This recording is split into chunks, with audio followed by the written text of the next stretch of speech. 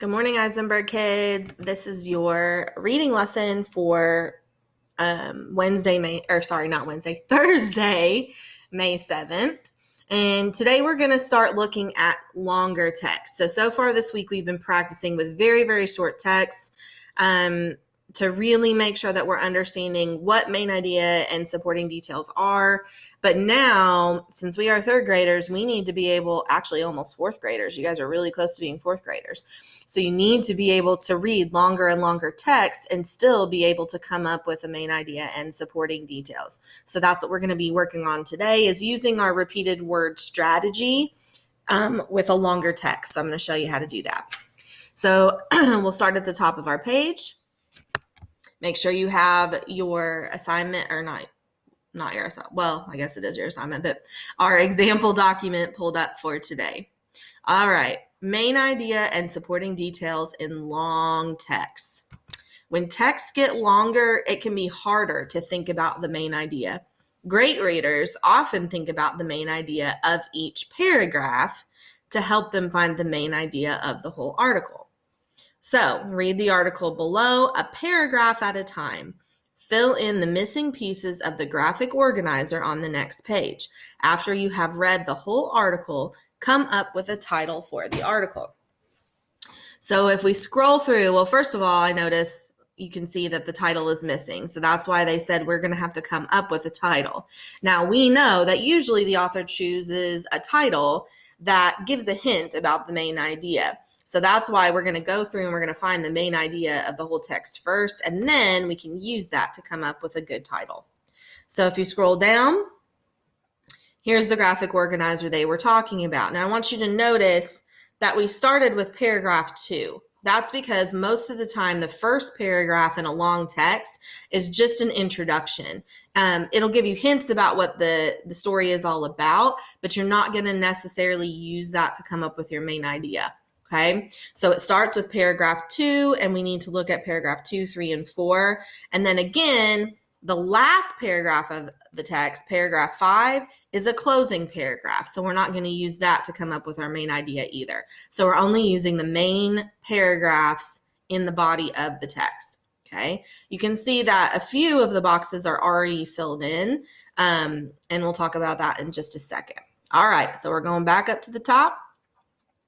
We're going to read paragraph 1 and paragraph 2. And as we're reading, we're practicing our repeated word strategy. So you're looking for the words and ideas that come up over and over again. And we're going to use those to put together a main idea just for paragraph 2. Okay, so I'm going to start reading up here at the top. What do you know about wolverines? If you are like most people, then you probably don't know much. You might not have even known that a wolverine is a real animal. All right, so now we're on paragraph 2. We've got a clue. I'm thinking we're going to be reading about wolverines since they gave us that clue in the first paragraph. So now for paragraph 2, we need to get more specific. What are we learning about wolverines in paragraph 2? Okay. Since most people don't know much about wolverines, they are often mistaken for other animals. One of their many nicknames is skunk bear because they have light stripes similar to a skunk, but they have a stocky body that makes them look like a small bear. If you see a wolverine from a long ways away, you would probably mistake it for a bear cub or a skunk. But wolverines have also been mistaken for marmots, foxes, wolves, badgers, and even porcupines. All right, so I'm going to stop there. Let's think about repeated words. Pause here, and I want you to look through and think what words and ideas repeated in that paragraph that could help us find our main idea. As I was reading, I noticed that they repeated the words skunk and bear several times.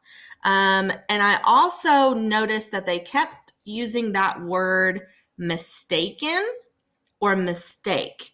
So I'm thinking that this paragraph is mostly about how wolverines are mistaken for other animals like skunks or bear cubs.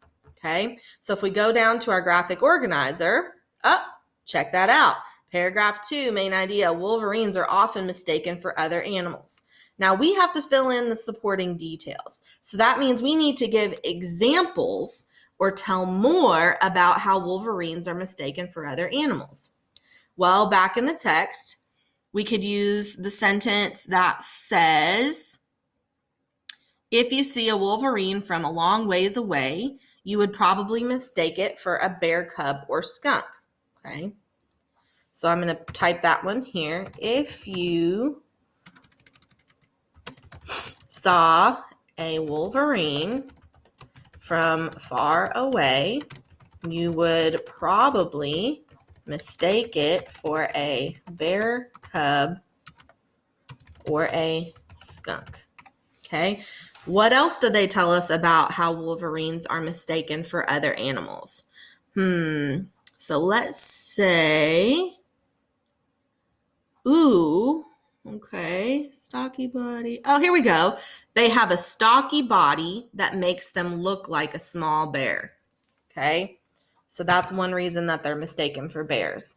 So they have a stocky body that is often mistaken for, I'm going to go back up to remember what it said, a small bear.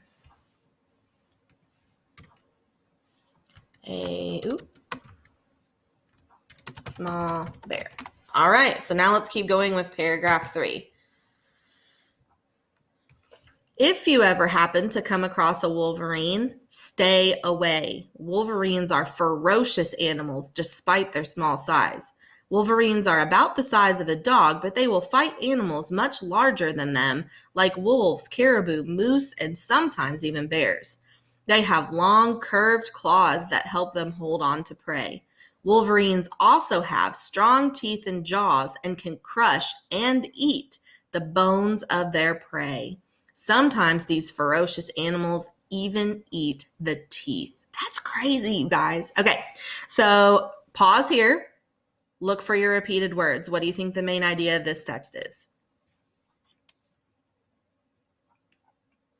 Okay, I noticed the things that repeated, the word ferocious repeated, and then the ideas about them fighting. So I see the word fight, and then it talked about claws, and it talked about their strong teeth and their jaws. So I'm thinking that this paragraph is mostly about how wolverines are really good at fighting. They can really take care of themselves. So let's scroll down. All right, so they gave us the supporting detail. We're going to have to add one, and we have to add our main idea. So we said wolverines are ferocious fighters. Okay, so that's our main idea. And then supporting details, wolverines will fight animals much larger than them. And then I want to add the part about their jaws because I thought that was really interesting, and it supports the main idea of how they fight. So wolverines also have strong teeth and jaws and can crush and eat the bones of their prey. So wolverines have strong jaws and teeth and can crush and eat the bones, what did it say, of their prey. So that supports how they're good fighters because it talks about how they use their jaws and teeth in order to fight. All right, one more paragraph, and then we're going to talk about the main idea of the whole text. Wolverines prefer colder climates, and their bodies are perfectly adapted to survive in the cold. Wolverines have webbed paws that spread out, making it easy for them to walk on top of snow. Their thick fur coat is resistant to frost, keeping wolverines warm even through the coldest of winters. Also, wolverines have a very good sense of smell. This helps them find potential food that has been buried deep beneath the snow. Pause here. Tell me what words are repeating and ideas are repeating to help us with our main idea. So I noticed we use the word climate, which I know has to do with weather. And then they kept talking about cold, coldest of winters, cold everywhere. So I'm thinking that this paragraph talks about how wolverines are built to survive in the cold. So if we go down to paragraph 4, wolverines can survive in cold habitats. Okay. All right. So now we need 2 supporting details to explain how they do that. So I know one thing they said was they have their web paws that make it easy to walk on top of snow. So wolverines have webbed paws that help them walk on top of snow. So that helps them survive in the cold. And then we need one more way they survive in the cold to be our supporting detail. Their thick fur coat is resistant to frost, keeping wolverines warm even through the coldest of winters. So we can say their thick fur coat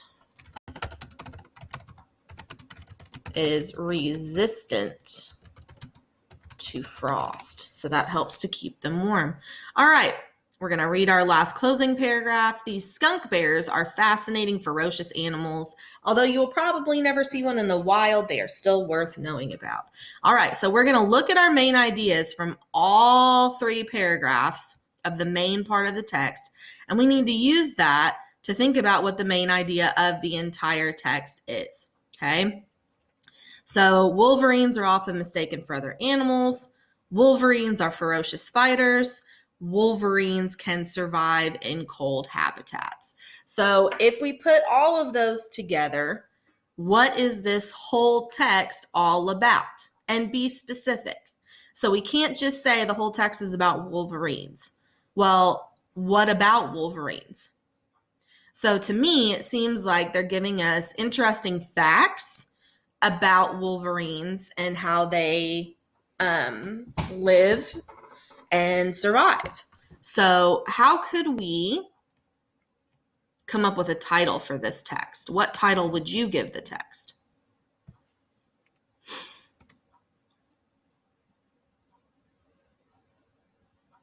So I could say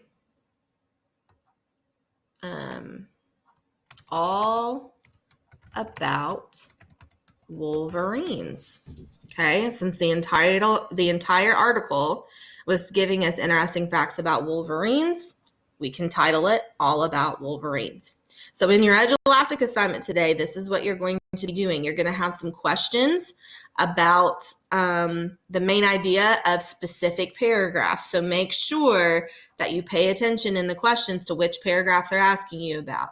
And then you're also going to be having to give some supporting details for those and giving titles to a text or choosing the best title for a text. So remember that the title needs to give hints about the main idea. So they should be connected to each other. All right, just email me if you have any questions.